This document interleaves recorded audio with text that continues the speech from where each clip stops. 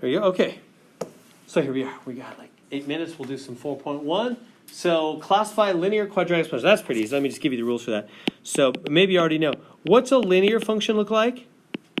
Like y equals mx plus b, x first power, y first power.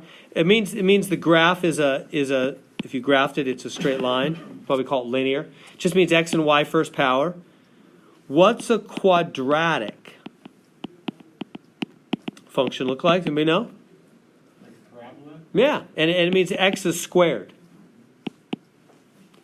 X second power. So yeah, and that'll be like a U shape, right? And then what's exponential function? How's that different than linear or quadratic? Anybody know?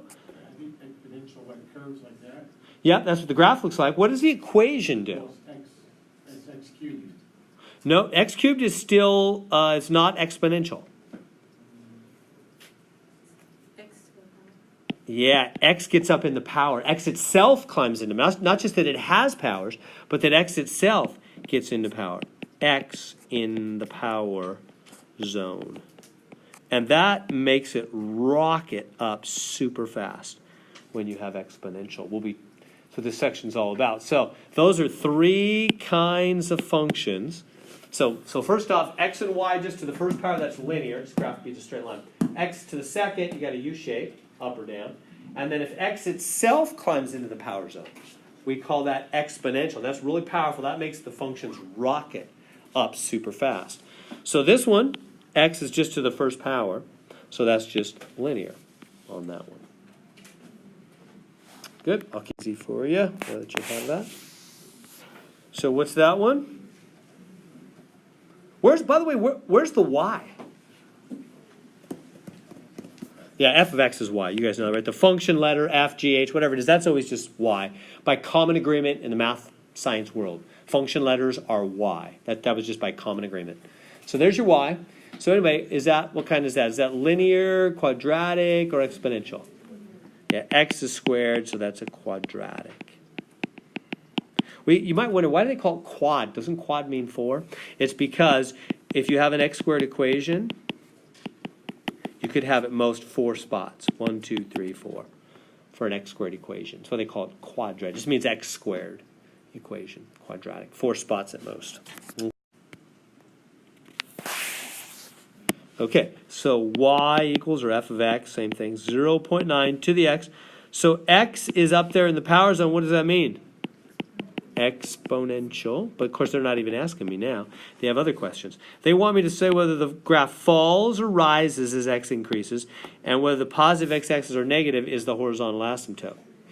Well, that means I need to give you a little information about graphs, about exponential graphs. So basically, if you have a graph, let's just call it a to the x. If that a there, if a is greater than 1, right? Let's just say bigger than 1. Bigger than 1. Bigger than 1.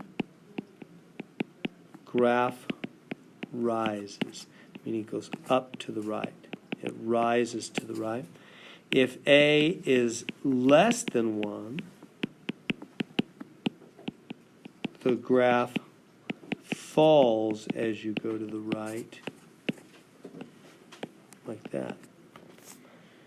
Does that make sense, those 2 different looks? So it's all about that base. If that base, that a, that thing that has the x on it, if that number's bigger than 1, the graph's going to rocket up. If it's less than 1, it's going to come down as you go to the right. So that's why they're saying it falls, because 0.9 is less than 1, isn't it? 90 cents is less than $1. So it's less than 1.